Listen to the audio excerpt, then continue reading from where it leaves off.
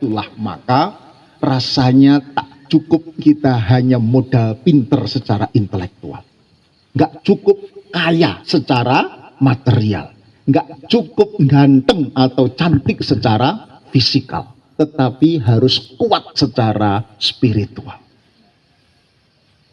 Boleh panjenengan ganteng, kuat secara fisik, cerdas intelektual, kaya finansial, tetapi kalau tidak kokoh spiritual, Anda belum tentu lolos melewati ujian kehidupan ini. Setuju?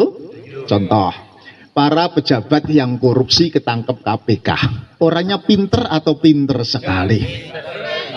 Orangnya kaya atau kaya pol? Mengapa kok masih korupsi? Kurang apa? Betul, kurang ajar gitu ya. Yang kedua, kurang matang spiritual. Apa spiritual itu? Adalah kemampuan panjenengan Anda menghadirkan Allah. Tidak hanya ketika di masjid atau di musola, tidak hanya ketika umroh atau puasa, tetapi Allah hadir di mana saja, kapan saja, sedang apa saja. Bekerja, di keluarga, atau di jalan raya, Allah hadir. Nah, perasaan ini yang kemudian ditegaskan dalam Al-Baqarah, idza sa'alaka ibadi anni fa inni qarib. Apabila hambaku bertanya tentang aku, katakan Muhammad, aku hadir pun dekat. Gitu ya. Nah, orang yang merasakan kehadiran Allah ini, Bapak, Ibu, akan menjadi pribadi yang pede menghadapi kehidupan ini. PD ujian anak, PD ujian materi, ya, kerja, PD menghadapi tantangan apa saja. Bukan karena sombong, aku kok boten. PD-nya karena punya backing Allah yang maha sempurna dengan Asmaul Husna. Bapak Ibu, hari ini punya dekengan orang pusatnya kemelintine gak karu-karuan. Betul? Mobil ditulisi dekengane pusat.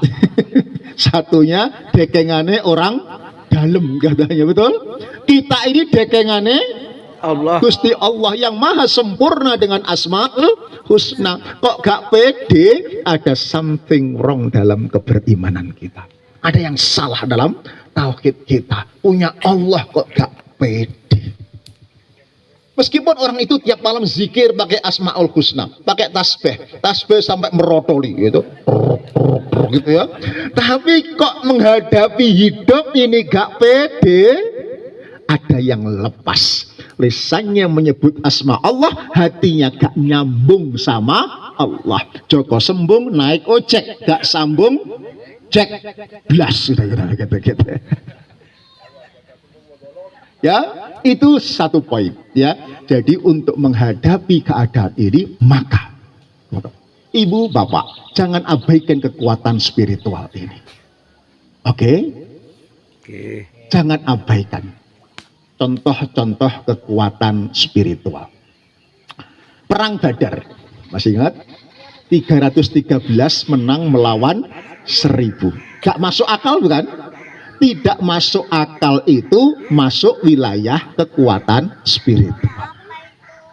Di Surabaya, Inggris numpang sekutu, Belanda menyerbu kembali. Lalu Bung Tomo dia sowan ke tokoh NU dengan teriak apa namanya?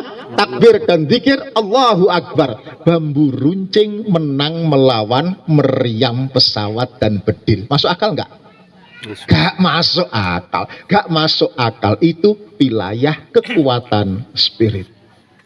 Maka orang-orang yang yakin akan kehadiran Allah, ini masalah besar terasa kecil, masalah kecil seolah-olah tidak ada masalah sama sekali. Itulah memang kehidupan yang harus kita lakoni, kita alami. Anda punya masalah, Allah punya solusi. Anda punya kendala, Allah punya kendali. Sebesar apapun masalah Anda, ya, Asmaul Husna lebih besar ketimbang persoalan Anda. Orang yang keyakinannya di level ini, itulah yang dijanjikan oleh Allah. Mayyattaqillah yaj'al lahu mahraja wa yarzuqhu min haitsu la yahtasib. Orang yang levelnya keyakinan ini akan dibantu oleh Allah. diberikan jalan keluar dan rezeki dari arah yang tak terduga-duga. Sepakat? Nah,